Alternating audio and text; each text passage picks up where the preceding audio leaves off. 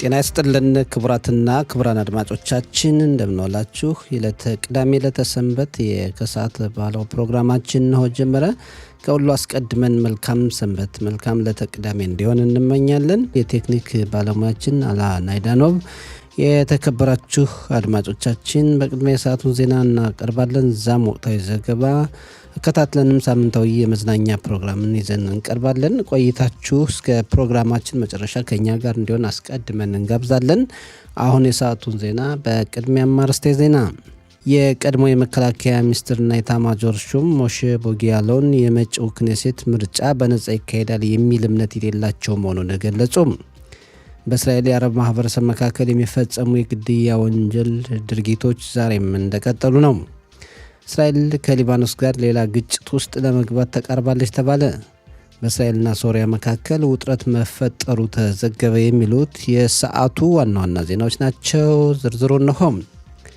የቀድሞ የመከላከያ ሚኒስትርና ኤታማዦር ሹም ሞሼ ቦጊያሎን የመጪው ክኔሴት ምርጫ በነጻ ይካሄዳል የሚል እምነት የሌላቸው መሆኑን ገለጹ።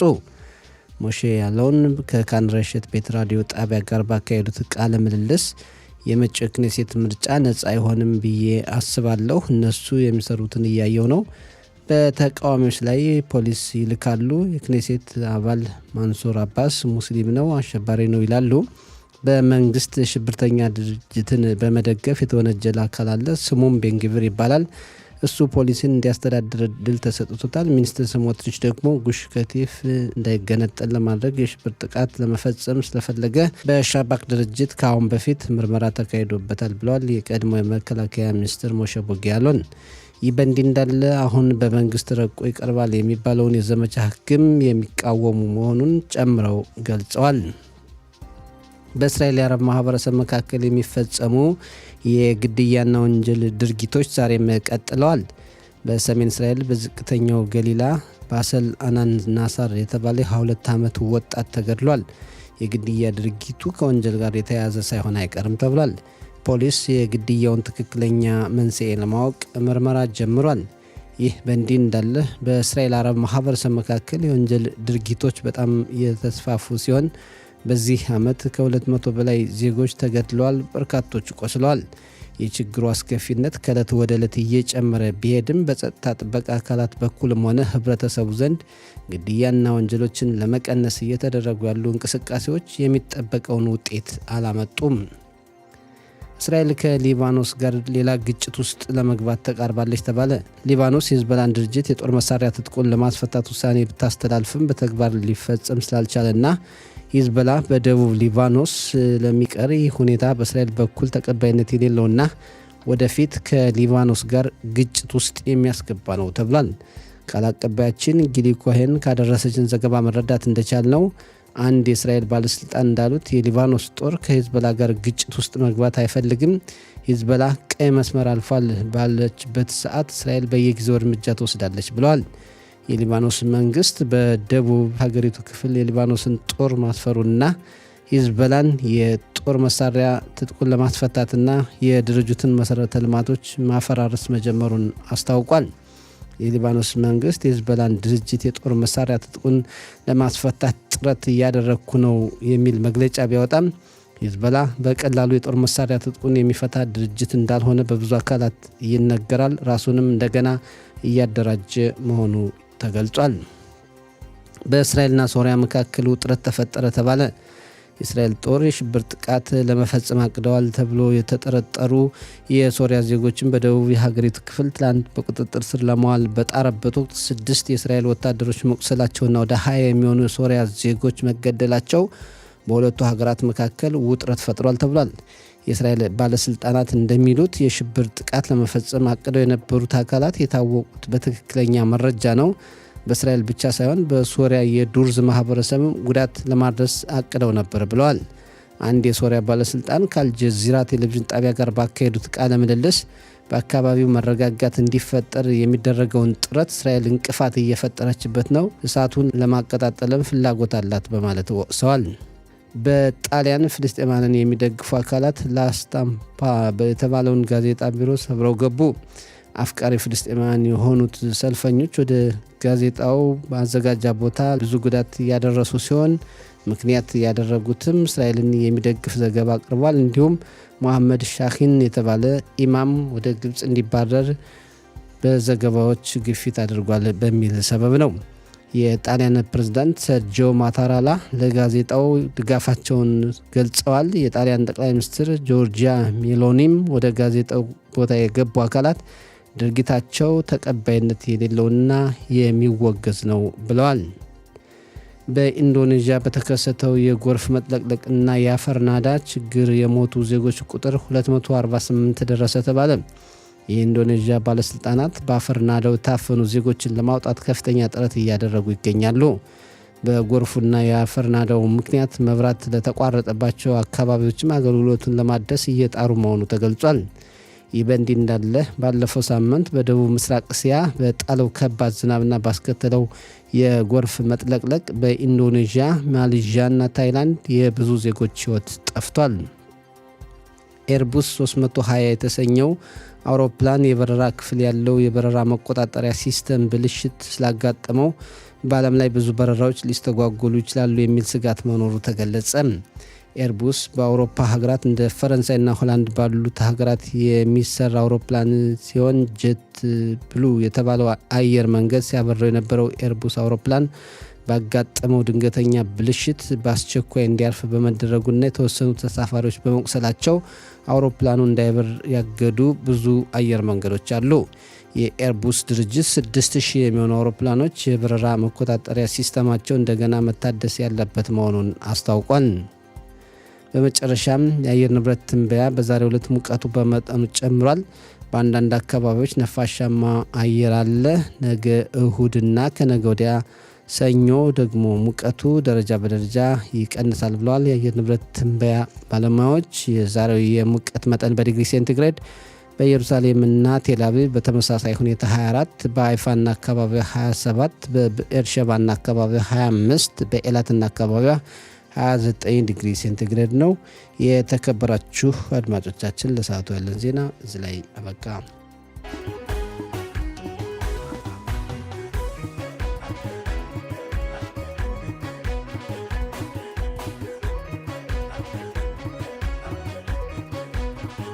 የተከበራችሁ አድማጮቻችን አሁን ወቅታዊ ዘገባ የምናቀርብበት ሰዓት ነው። ወቅታዊ ዘገባው የሚመለከተው ባልደረባችን ጥላውን መልኬ ነው። ጥላውን እንዴት ዋልክ? መልካም ሰንበት። መልካም ሰንበት ሰጠኝ። ላንተም ለአድማጮችም እንደና ደህና ነኝ። እንዴት ነው ሰንበት? እንግዲህ አንዳንዴ ማረፍ ሲያስፈልግ ያው በአብዛኛው እኛ ደግሞ እንሰራለን። እንግዲህ ምን ይደረግ ድርጅታችን ይሰራል በሰንበት። ሙያው ያስገድዳል ሰጠኝ። ሙያው ሰንበትን እንዳልከው ማረፉ ጥሩ እያለ ግን ሙያው ያስገድዳልና ሳታስብ ትኩስ ዜና ምናምን ከሆነ ያው ትወጣለህ። ከዛ በላይ ደግሞ መደበኛ ስራን በመስራቱ ያው ሙያው ያስገድዳል እና ጥሩ ነገር ነው ለህዝብ አገልግሎት እስከሆነ ድረስ ጥሩ ነው። አዎ ለዛም እንግዲህ ተገኝተናል። አንተም እኔም የተለያዩ ርዕሰ ጉዳዮች አሉን። እንደው በአብዛኛው ችላ እየተባለ የሚሆን ወይም ደግሞ ብዙ ነገር ይወራል በየጊዜው ከዜና አውታሮች ያልወረደ ግን ችግሩ ያልተቀረፈ ምናልባት በእኔ እይታ ነው ወደፊት ለሀገሪቱ ለከተሞች ችግር ይፈጥራል የሚባለው በአረብ ማህበረሰብ መካከል ያለው ግጭት፣ መገዳደል፣ ወንጀል አንዳንድ ሰፈሮችን እስራኤል መቆጣጠር አለመቻሏ ትልቅ ሀገራዊ ብሔራዊ ችግር ያመጣል የሚሉ አካላት አሉና እንዴት ነው ለዚህ መንግስት እልባት ያልሰጡት? ካሁን በፊት የነበሩ መንግስታትም የአረብ ሰፈሮችን ችላ ብለው ያለፉበት ሁኔታን ተመልክተናል። አሁን ደግሞ የባሰ ችግሩ እየተባባሰ መጥቷል ነው። እውነት ነው። በጥሩ ሁኔታ ነው የገለጽከው ሰጠኝ። በእርግጥ ከአሁን በፊት የነበረውን መንግስት አሁን ካለው ጋር ካወዳደር በጣም ከፍተኛ የሆነ ልዩነት አለው።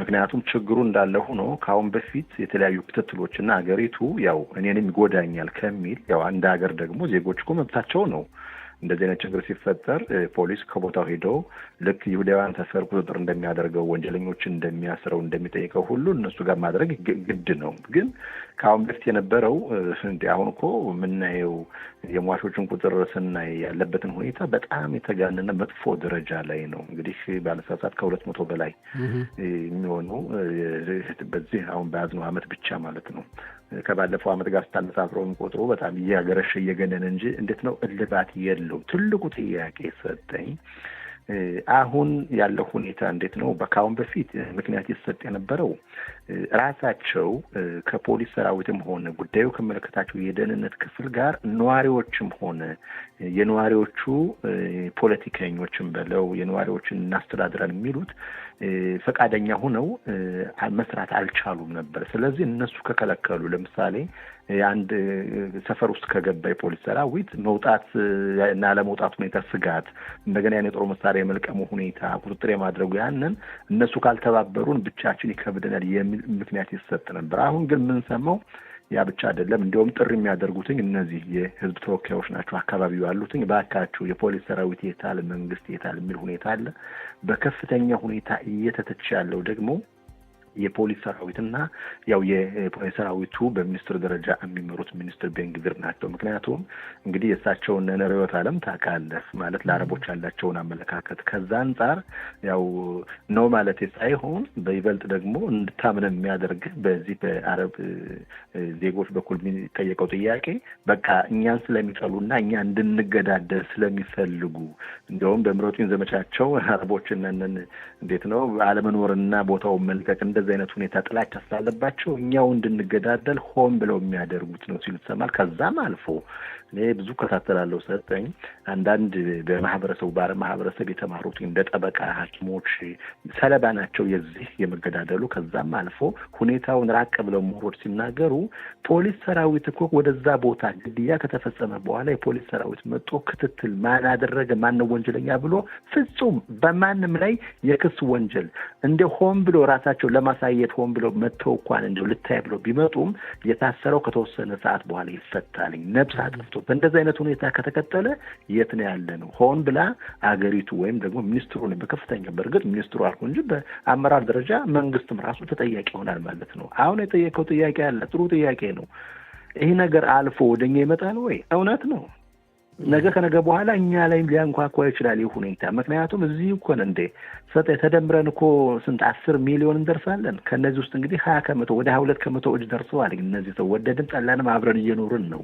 ስለዚህ እዛ መጥፎ ነገር እየሆነ ደግሞ ተቃለ በባህል ከባህል አንፃር በአረቡ ማህበረሰብ ይሄ ደም መጋባት የሚሉት ነገር አለ። አንዱ ሌላውን ከገደለ ያኛው አጸፋ የደም ለመመለስ የሚያደርገው ይህ ሁኔታ የደም መቃባቱ እንደውም አንዳንዶቹ ይላሉ በእንደዚህ አይነት ሁኔታ እኛው እርስ በርሳችን እየተገዳደልን እንድናልቅ የሚሆን ሁኔታ ስለዚህ መንግስቱ እጁ አለበት ሆን ብሎ የሚደረግ ነው ሲሉ ብሶታቸውን ይናገራሉ።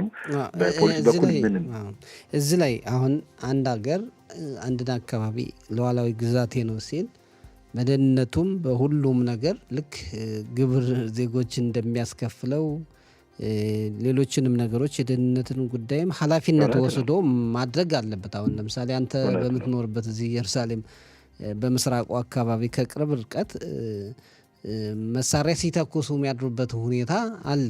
ምናልባት አንተ አካባቢው ስላለህ ትሰማ ይሆናል። ያንን አካባቢ እኔ ራሴ ሰፈር ላይ የደረሰበት ሁኔታ አለ። ጠዋት ስነሳ መኪና መስታወት ተሰብሮ ያገኘሁበት ጊዜ አለ ሰጠኝ። እና አንዳንዴ እዚሁ ቁጭ ብሎ እዚህ እስራኤል የምትቆጣጠራቸውን አካባቢዎች ጸጥታ የማስከበር ሁኔታ በመንግስት በብሔራዊ ደረጃ መነደፍ ያለበት ጉዳይ ሆኖ ያ ግን በቸልታ ለምን ታለፈ የሚለው ብዙዎች እውነት ነው። ሰጠውል ነገሩ ድርጊቱ ያሳዝናል። አሁን ኔትራል ወይም ገለልተኛ ሆነን እንየው ሁኔታውን እኛ ልክ አለ አይደል ራሳችን አግለ ሁኔታውን ስትታዘበው በግሌ ነው የምልህ አሳዛኝ በጣም መሆን የማይገባውና መፍትሄ ባጭሩ እዛ መድረስ ለምንድን ነው የምለው ይኸውልህ ቅድሚያ መንግስትና ህዝብ ማለት ነው ውል አለ። በውሉ ማለት ስምምነት ዜጎች መንግስትን ሲመርጡ የመጀመሪያ መንግስት ለዜጎች ቃል የሚገባው ደህንነት ግን እጠብቃለሁ ማንም አይነት ፍራቻ ሳይኖር ሰላም የሆነ ህይወት እንድትኖር ይህን ዋስትና ሰጣል። የመጀመሪያው ይህ ነው። ከሁሉም በፊት የዜጎችን ደህንነት ማስጠበቅ ነው። እነዚህ ሰዎች ዜጎች ከሆኑ በእንደዚህ አይነት ሁኔታ እርስ በርስ ሲጋደሉ ማየቱ እንዴት ነው? ሌላው የሚያሳዝነው እነዚህ ይህን ማህበረሰብ በተመለከተ በመንግስት ከአሁን በፊት ሆሜሽ በሚል የተመደበ በሚሊዮን የሚቆጠር ገንዘብ ነበር። አሁን 2 ሚኒስትሮች ይህንን ገንዘብ ወደ ፖሊስ ሰራዊትና ሌሎች መስሪያ ቤቶች ለማስተላለፍ ራሱ ህግ እያወጡ ይገኛሉ። ተመልከት፣ እነዚህ ጉዳት ላይ ያሉ እነሱ ችግር አለብን፣ በሌላ በኩል ደግሞ የእርስ በርሳ እየተጋደልን የሚል መንግስት ከአሁን በፊት ባጀት መድቦ ያን ገንዘብ እንኳን በማቆም ወደ ሌላ ቦታ ለመስደድ ፍላጎት ምን ማለት ነው? መንግስት ተቷቸዋል ማለት ነው። በዛ አጋጣሚ ልነግር የምፈልገው ሰጠኝ፣ በዚህ ማህበረሰብ ብዙ ምሁሮች አሉ፣ የተማሩ ሐኪሞች አሉ፣ ጠበቃዎች አሉ፣ መሐንዲሶች አሉ። በሚገርም ሁኔታ ቦታውን እየለቀቁ ወደ ሌላ ቦታ እየተሰደዱ ነው። በእርግጥ ይሄን መንግስት በይበልጥ በስልጣን ላይ ያለው መንግስትና ሚኒስትሮችን ሊያስደስት ይችላል። ምክንያቱም የሚፈለገው ያ ነዋ። በራሳችሁ ጊዜ ውጡልን፣ ሁኔታው ያ ነው። ግን እነዛ ሰዎች በእንደዚህ አይነት ሁኔታ የሚቀጥል ከሆነ ሀገሪቱ ለደህንነቴ ምንም አይነት ዋስትና ከሌላት እዚህ ምን ያለ ሲሉ ማን ነው ደካማው? ግን እዚህ አብሮን የምንኖረው ያው እርስ በርስ እየተገዳደለ ነገር ከነገ በኋላ ወደኛ የመምጣቱ ሁኔታ አይቀሬ ነው። ይህም በተመለከተ ደግሞም ተጀምሯልኝ። አንዳንድ ቦታዎች አሁን ስትሄድ በጣም ወንበዴዎች የሚባሉት በይሁዳውያን የንግድ ተቋሞች ላይ ገንዘብ አምጡ እያሉ በማቃጠል በመስረቅ ተጀምሯልም። ይህ ውሎ አድሯልም። እዛ ላይም የመንግስት ወይም የፖሊስ ሰራዊት እጁ የለበትም። ትልቁ ጥያቄ ግን አሁን እያከራከረ ያለው ይህም በተመለከተ የፖሊስ ሰራዊት ብቻውን መጋፈጥ አይችልም። ሰጠኝ ከዚህ ውስጥ ሻባክ መግባት አለበት። አጠቃላይ ብሔራዊ ደህንነት ጥበቃው በቴክኖሎጂ የተካነ ነው። እንደገና የፖሊስ ማለት የመከላከያ ኃይሉ መግባት አለበት። አሁን ሻባክ ወደ ውስጥ እጁን ያስገባ ወይስ አያስገባ? ያን ሲባል ደግሞ ባጀት ይመደባል። የፖሊስ ሰራዊት ከአሁን በፊት ጉዳዩ አንገብጋቢ በነበርና ሌላዎች ስልጣን ላይ በነበሩበት ወቅት ወደ ውስጥ በመግባት ይህን ነገር ለመቆጣጠርና ኃይል ስላለው ማለት አስቀድሞ የት መሳሪያ እንዳለ እንዴት ማውጣት እንዴት መቆጣጠር ያለ ስላለ እዛ ላይ ብዙ ገንዘብ ወጪ ቢደረግም በእንደዚህ አይነት ሁኔታ ይሰራ ነበር። አሁን ይህን የፖሊስ ሰራዊት ይህን ተነፍጓል፣ የለውም፣ ተወስዶበታልኝ። ፖሊስ ሰራዊት የሚለው ምንድን ነው? ብቻችን ማድረግ አንችልም፣ ቴክኖሎጂውን ስጡን ወይም ደግሞ እናንተው ግቡ የማለት ጥያቄ እንግዲህ ሻባክም ተጠቋም በመንግስት በኩል የሻባክ ድርጅት ወደ ውስጥ እንዲገባ ይፈቀድ ይሆን? ያ ከሆነ ምናልባት ለውጥ ሊመጣ ይችላል ብዬ አስባለሁ። ስለዚህ እነዚህ ዜጎች የሚጠይቁት ጥያቄ ተገቢ ጥያቄ፣ እርስ በርሳቸው የተገድ ምክንያቱም አብዛኞቹ ሰላም ኑሮ መኖር ይፈልጋሉ። አንዳንዶች አሁን ሐኪም ሆነው ሰጠኝ ወይም የህግ ጠበቃ ጠዋት ተነስቶ ወደ ስራ ቦታ መሄድ ሲፈልግ ልጁ መንገድ ላይ ሲገደል ታየዋለህ። ምንም እጁ የሌለበት ወይም አልፎ ሀጁ ሁሉም ወንበዴዎች ናቸው ማለት አይቻልም። ደግሞ ወደድም ይህንን የማስቀረት የመንግስት ኃላፊነት ነው። ህብረተሰቡን የማነጋገር በአካባቢው የጸጥታ ጥበቃ አካላትን የማሰማራት ቅድም ያልከው ነው። የመንግስት የመጀመሪያ ድርሻው የሀገሪቱን ዜጎች ደህንነት የመጠበቅ ሁኔታ ነውና ለወደፊት ምናልባት እንግዲህ ለእስራኤል ሁኔታው ፈታኝ እየሆነ ሲመጣ መንግስት ራሳችን ቤት ይደርሳል። መንግስት እንዲነሳ ይችላል ብለን ተስፋ እናደርጋለን። በበለጠ ማለት ነው። አይሰሩም ማለት አይደለም፣ ግን በቂ አይደለም። ወደ ሌሎች ርዕሰ ጉዳዮች እንለፍ ካለን ጊዜ አንጻር። ሰሜን እስራኤል አሁን በውጥረት ነው። በሶሪያም በሊባኖስም። በሶሪያ በተለይ ሽብርተኞችን ለመያዝ በተደረገው ጥረት 6 የሚሆኑ የእስራኤል ወታደሮች እንደቆሰሉ ተነግሯል። ከሂዝቦላ ጋርም ሌላ ግጭት ሊፈጠር ይችላል። ሂዝቦላ የጦር መሳሪያ ትጥቁን ለመፍታት ፈቃደኛ አይደለም እየተባለ ነው እና የሁለቱ አካባቢ የእስራኤል ድንበር በጣም መሟሟቁ ሌላ ፈተና ነው እና እንዴት ታየዋለህ? አስጊ ላይ ነን። አስጊ ማለት ጦርነቱ ትንሽ ሊባኖስ ጋር ካለው ሁኔታ የተኩስ አቁም ስምምነት ቢባልም በሶሪያ ያለው ሁኔታ ደግሞ የባሻር አሳድ መንግስት ከተገረሰሰ በኋላ ለውጡ ምናልባት መረጋጋትን ያመጣል ቢባልም ግን እንዴት ነው ልክ እንደ መፈንዳት ላይ ያለ መስሎ ይታያል። በቃ አይደል አማራጭ ከሌለ ሁሉም ይህን ደግሞ በሊባኖስ ከሄደን እንግዲህ መንግስት ቢኖርም የህዝቡላ ድርጅት አሁንም ከጥቅም ውጭ አልሆነም አለ። እንዲያውም እየዛተም ነው። የድርጅት ሊቀመንበር ናስረላ ከተገደለ በኋላ በምክትል የነበረው ናኢም ካሰም በአዝኖ ሳምንት መግለጫ ሰጥተው ነበር። የሰጠው መግለጫ ምንድን ነው? አይ እስራኤል ቀይ መስመር እያለፈች ነው፣ እኛም አጸፋ የመመለስ መብቷ አለን። ምን ማለት ነው? ካስፈለገኛም እርምጃ እንወስዳለን የማለት ሁኔታ ነው። እንግዲህ በእርግጥ በስምምነቱ ከሊባኖስ ከጀመርን በሊባኖስ መንግስትና በእስራኤል መካከል ያለው ሁኔታ በአሸማጋይ ሀገሮች ያው የሊባኖስ የጦር ኃይል የህዝብላን ድርጅት ትጥቁን እንዲፈታ ያ ነው ዋናው ሁኔታውን ስናየው። እንደገና ይህ ስምምነት ደግሞ በስምምነቱ መሰረት ይህን ትጥቅ ማስፈታት የሚለው እስከሚቀጥለው ዲሴምበር ወር መጨረሻ እስከዛ ድረስ ነው ስናየው። ምንም ነገር የተወሰኑ እንግዲህ 3 ሳምንት ወይም ደግሞ 1 ወር በለው የቀረን ጊዜ ነው። በ1 ወር ውስጥ ይህንን ድርጅት ትጥቁን ማስፈታት አይቻልም። ደግሞም የድርጅቱ ሊቀመንበር የህዝቡላ ድርጅት ማለት ካሰም የተናገረው ነገር አለ። ይሄ ህልም ነው ብለዋል። ምክንያቱም ድርጅታችን ትጥቁን ፈታ ማለት ሊባኖስን አጋልጠን ለእስራኤል ወይም ደግሞ በቃኛ አጠቃላይ ሊባኖስ የለችም ማለት ነው። ስለዚህ እንዲያውም እጅና ጓንቱ ነን የሊባኖስ መንግስት ወይም ጦሩና የህዝቡላ ድርጅት አንድ ላይ ሆነን ጠላታችን መታገል መዋጋት አለብን ሲል ምን ማለት ነው? በአጭር አማርኛ ትጥቄን አልፈታም ነው። ይህ ሁኔታ እስራኤል ደህንነቷን ለመጠበቅ በሱሪያን በኩልም ሆነ በሊባኖስ ያው እኔው ራሴ ውስጥ ገብቼ ቁልፍ የሆኑ ቦታዎችን በመያዝ እነዚህ ሽብር ፈጣሪዎች እንዳይደራጁ መቆጣጠር እንጂ ለማንም በማንም እምነቱ የለኝም ስትል በተደጋጋሚ የገለጸችበት ሁኔታ አለ። ለዚህም ነው ወደ ሊባኖስ ከሄድን እንግዲህ ወደ 5 የሚሆኑ ቦታዎችን በመያዝ እንዲሁም ትናንት አንድ የሰማነው በውጭ ጉዳይ ሚኒስትር በሊባኖስ መንግስት የውጭ ጉዳይ ሚኒስትር የወጣ መግለጫ ነበር። ያም እስራኤል ያኑር በተሰኘ በደቡብ ሊባኖስ በሚገኝ እዛ አካባቢ ወደ 2 የሚሆኑ ግንቦችን ወይም አጥር እያጠረች ነው። ያ ደግሞ ከአሁን በፊት የነበረውን 1701 ስምምነት የጣሰና ጭራሽ በተባበሩት መንግስታት ድርጅት የጸጥታው ኮሚቴ ማለት የጸደቀውን ያን አፍርሶ እስራኤል የፈለገችውን እያደረገች ነው፣ ህግን እያፈረሰች ነው፣ አላከበረችም በሚል ለተባበሩት መንግስታት ድርጅት እንግዲህ የጸጥታው ኮሚቴ አቤቱታ አቅርበዋል። ምን ማለት ነው?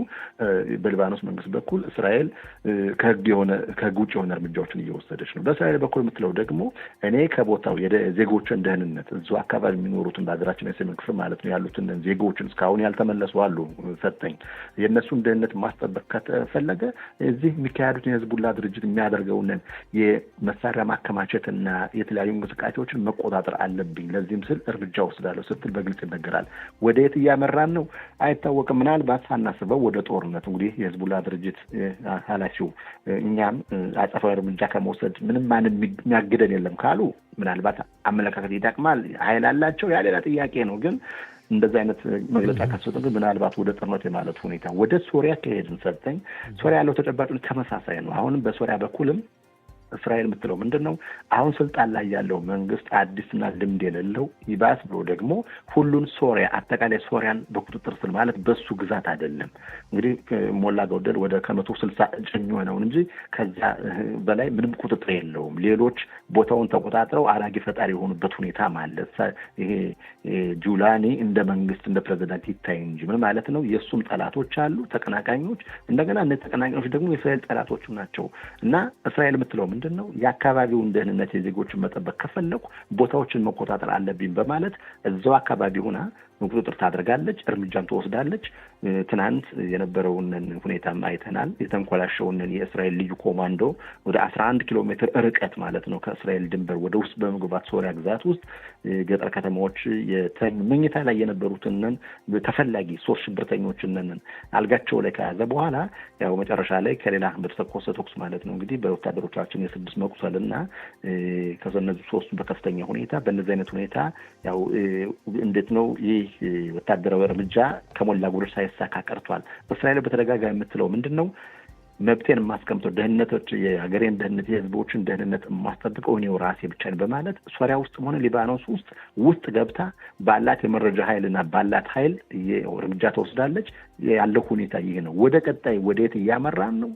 ይሄ ራሱን የቻለ ጥያቄና እንግዲህ ጦርነት ብቻ አይደለም ዲፕሎማሲውም እንግዲህ ጎን ለጎን መሄድ ስላለበት መፍትሄ ለማፈላለግ የዲፕሎማሲ ስራ እንዲሰራ ቀናት የሚፈርዱት ይሆናል። እንደው ከሁለቱ ሀገራት ጋር እንደው ዲፕሎማሲያዊ ግንኙነትም ይጀምራል ሲባል እንደገና ሌላ ውጥረት መሆኑ የሚያሳዝን ነው። መካከለኛው ምስራቅን ማመን አይቻልም ወዴት ይሄዳል ተብሎና ለማንኛውም የሚሆነውን ነገ ከነገ ወዲያ ቀናት ይፈርዳሉ። ሌላው ወደ አውሮፓ እንሂድና በአውሮፓ ምድር እንግዲህ አንደኛው ዓለም ሁለተኛው ዓለም ሶስተኛው ዓለም ብለው የሚከፋፍሉ አደግን በኢኮኖሚ በቴክኖሎጂም የሚሉ ሀገራት ያሉበት ነው። ግን ከሁለተኛው የዓለም ጦርነት በኋላ የመጣ ጦርነት አለ። ያን ትልቅ ጦርነት በአውሮፓ ምድር በዩክሬንና ሩሲያ መካከል እየተካሄደ ነው። 3 ዓመት ከ8 ወራት አልፈውታል። እስካሁን መፍትሄ አልመጣም። አሜሪካም መፍትሄ ማምጣት አልቻለም እና ትላንትም ጥቃት እንደነበረ ነው በዩክሬን ላይ የተገለጸው። እንዴት ነው? እሱ ነው እንግዲህ ትልቁ የዓለማችን ደህንነት በተመለከተ ትልቁ ርዕስ ያለው አሁን እዚህ ላይ ነው። ያው የእስራኤልን ፍልስጤም ጦርነት በተያያዘ ምናልባት ወደ 3ኛው ዓለም ጦርነት ሌሎችን ሀገራት ያነካካል የሚለው ሁኔታ ትንሽ የተረጋጋ መስሎ ይታያል። አሁን ትልቁ 4ኛ ዓመቱን አስቆጥሯል ከሰጠኝ የዩክሬን ሩሲያ ጦርነት ይህ ሁኔታ አስጊ ነው። አሁን እንዳስታራቂና በአካባቢው ሰላም አመጣለሁ በዓለማችን ሰላምን አመጣለሁ የማለት አጀንዳ ይዘው እየተራመዱ ያሉት የአሜሪካው ፕሬዚዳንት ዶናልድ ትራምፕ ናቸው። ከፊል ይሳካላቸዋል፣ ከፊልም ትንሽ ጊዜ እየወሰደባቸው ነው። ያ ሁኔታ አሁን በሳቸው ልክ እስራኤልንና ሐማስንን ወደ 21 አንቀጽ ያዘለ የተኩስ አቁም ስምምነት ሰነድ ይዘው እንደቀረቡትኝ በዩክሬንና በሩሲያም ወደ እንደዛ እንግዲህ መጀመሪያ አካባቢ 20 ይባል ነበር ወደ 28 አንቀጽ የያዘ ሀሳብ ይዘው ቀርበዋልኝ። አሁን በዚህ ሀሳብ ሁለቱ ማለት ዩክሬንና ሩሲያ የመስማማትን ሁኔታ በተመለከተ እንግዲህ እንደሚነገረው ከሆነ ከዚህ ጨዋታ ዩክሬን እንደሌለችበት እንዲያውም ሀሳቡ የረቀቀው የአሜሪካ የዶናልድ ትራምፕ አማካሪ ዊትኮፍ ከሩሲያ የውጭ ጉዳይ ሚኒስትር እና የፑቲን አማካሪ ጋር በመነጋገር ያረቀቁት ሀሳብ ነው ይባላል።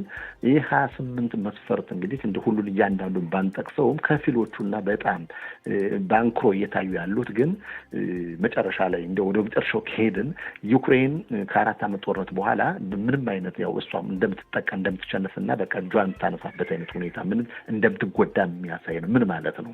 አሁን በስምምነቱ መሰረት ያው ሩሲያ ከተቀበለ እስካሁን ድረስ በሩሲያ በኩል መልስ የለም። ዩክሬን እንደምትቀበለው ይነገራል። ምክንያቱም እንደሚጎዳት እያወቀች ግን አማራጭ ስለሌላት የአሜሪካ መንግስት ተጽዕኖ ስለሚያሳድር አሁን ያለው ሁኔታ ምንድን ነው?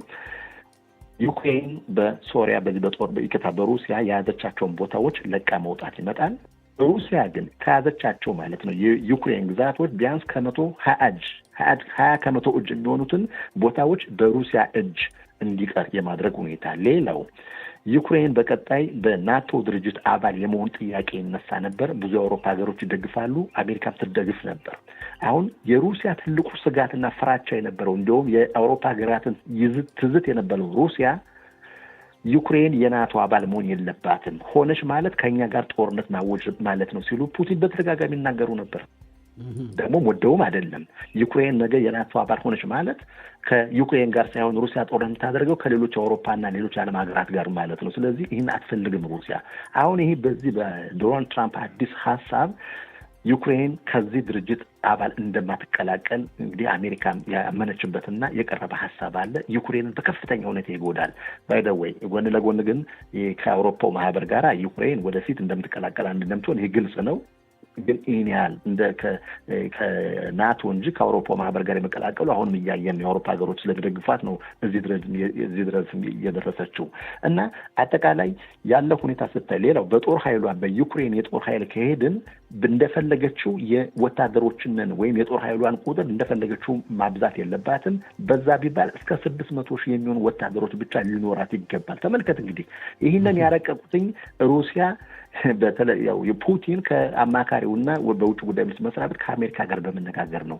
አሁን እዚህ ላይ ሁኔታውን ስታይ ከ4 ዓመት ጦርነት በኋላ ምንም እንኳን 4 ዓመት ጦርነት ዩክሬን እንዲያውም ሲጀመር ጦርነቱ እንደ ፑቲን አመለካከት በ3 ሰዓት በ3 ቀናት ከዛም ሲሉ 3 ወራት እንደ 4 ዓመት በአጭር ጊዜ ውስጥ ዩክሬን ትንበረከካል የሚል ሁኔታ ነበር። በእርግጥ የዩክሬን ሕዝብ ጠንካራ ነው፣ ታግሏል። ትልቁ ከፍተኛው ድጋፍ ግን ከአውሮፓ ሀገሮች አሜሪካን ጨምሮ በባይደን መንግስት በሚለገስ የጦር መሳሪያ ነበር።